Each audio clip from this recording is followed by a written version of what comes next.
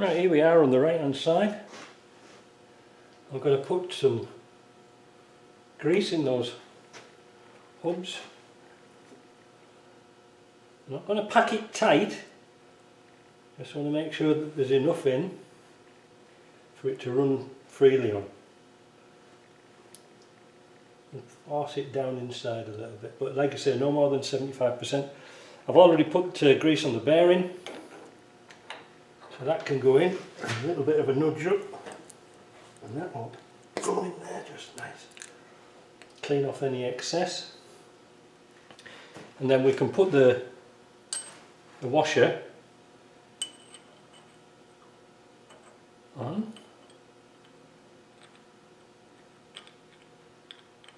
Like that.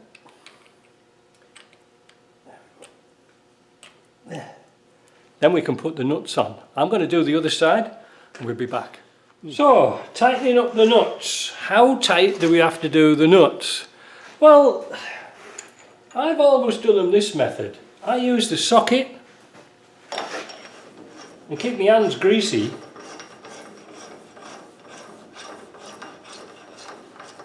Tighten it down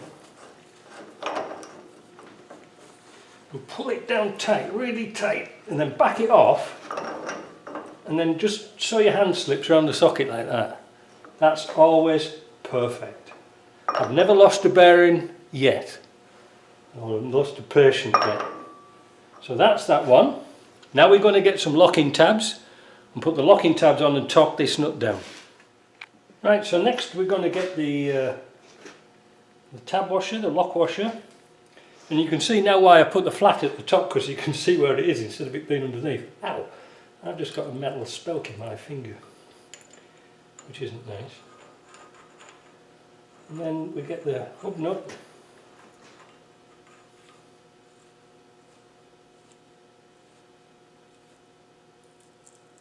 Then we're going to torque that down.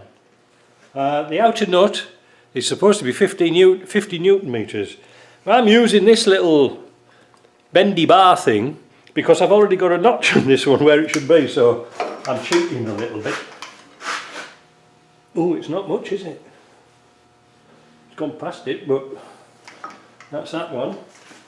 Right, once we've got the nut tightened up, now we can use a little pry bar and pry back that washer and press it on like that, you see? That's nice, isn't it? And then with the chisel we go to the opposite side and gently tap around till we find a soft spot, which is the place where the other side of the washer goes. So one side of the tab washer goes this way and the other side goes that way. By doing it like that, if you're desperate, you can always flatten that washer out again and use it twice or 3 times. It doesn't really matter. Right, now next thing, just going to get the airline. Oops. Blow out the holes.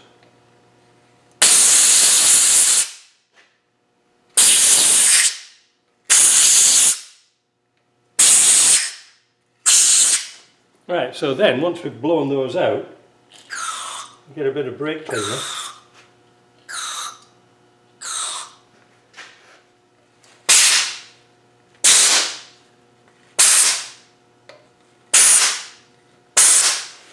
Because what we're going to do now is put the hub flange on. So what we're going to do now is prep up this spline here. Because this grease is good, it's bearing grease, but well, there's a better product. Now we're sort of ready. So what I'm going to do is, I've got some CV grease in this packet. Now we should really keep a little bit back, but I like this stuff now. I'm just going to put a little bit of grease on here to hold the gasket on. It doesn't really need sealer, they never leak. Famous last words in it, but there's no oil in there anyway to leak. And then you've got your gasket on there. We're going to put this molybdenum grease on these shafts here, on this shaft. Don't need much. And then we're going to put some in this spline here, and it'll stop it wearing out. You know, it'll stop that chatter.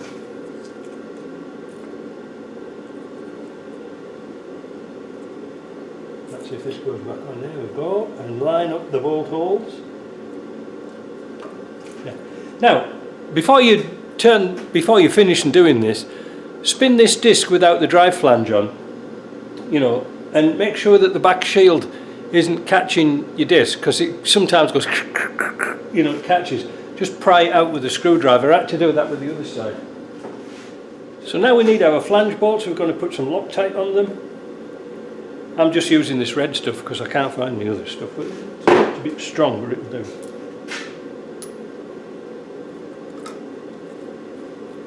And wind down the bolts.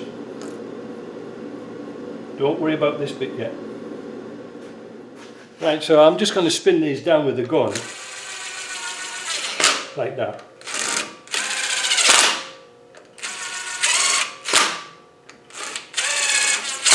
Too many people put these on with great big guns and knackered the job. Driving hub member to hub, 65 Newton meters. So we'll set the torque wrench on that one, and we're going to take these bolts down.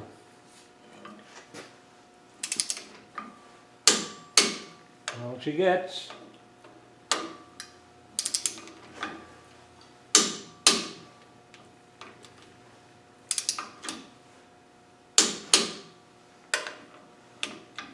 Doing that one.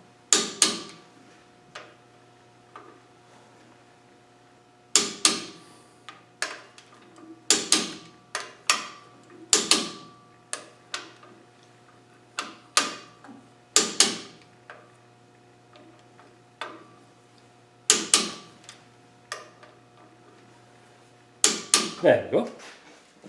So the next bit is really important. You've got to set the shims. If you don't set the shims, it can cause all sorts of damage. Now, of course, everybody's bought one of these little tools available in the shop. Wait a minute, phone's gone. Well, that was good news. JP's finished the head off the 200 TDI with a not dodgy stud. So that means we can get this out and get the 200 TDI back in. Now, so what we're doing is, we've got this tool here I mentioned earlier. You got this in from my shop. They're only cheap, well worth buying. Screw it into the thread. It is a special thread. Pull the shaft out. Take the original shims, which are here, and we're going to try them on here. And there should be a nice snug fit. There should be a little bit of movement, but not a lot. So I'm going to do this so you can see.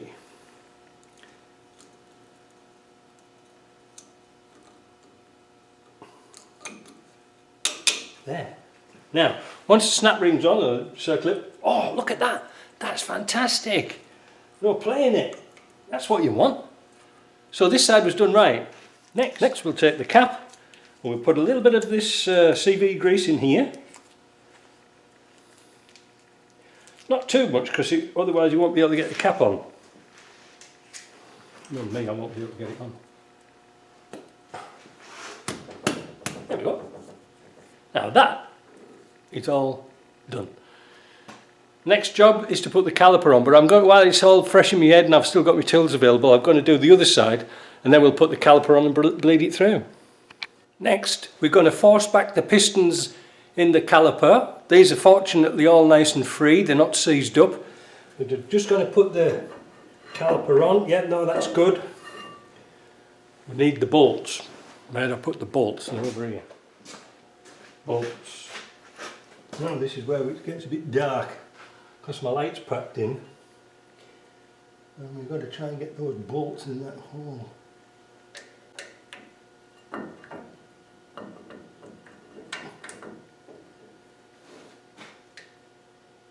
Not the easiest thing to see. I think I might just turn the wheel around a little bit. Now, one of the important things is if you don't do those shims correctly so there's no backlash, you don't want the CV banging backwards and forwards because it'll damage the hub inside. That's why it's worth taking the time to get that done right. Yes, it is. Once you've got one in, usually the bottom one, then you can move the top around, top of the piston around till you get it so it's going to start. Don't cross thread these, they're only a fine thread. Fortunately you can't really get a gun into them.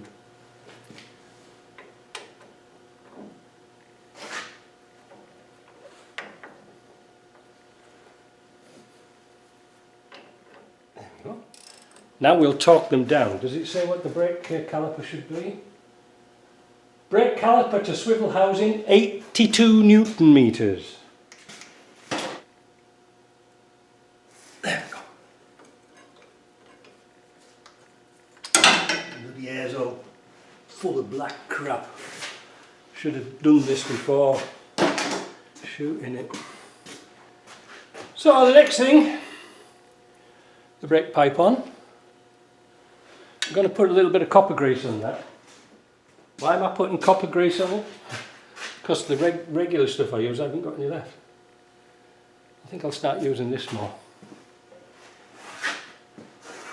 Right, so we've got the lock washer and the nut. We'll just tighten it down.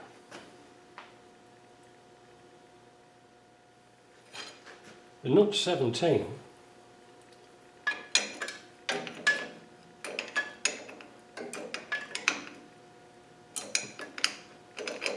But it doesn't have to be sort of monster tight. Good nip up will do, just stop it turning. Now to put the brake pipe fitting back on.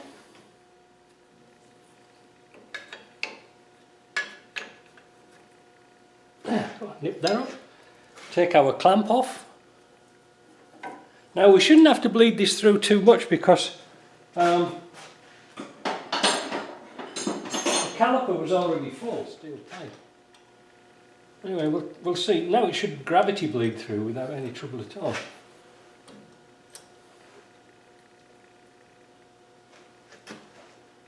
Air, air, air, air, bubble, bubble, bubble, bubble. Yeah, it's only what's in the pipe. There, it's stopped. That's it, stopped. Good enough for the girls I go out with.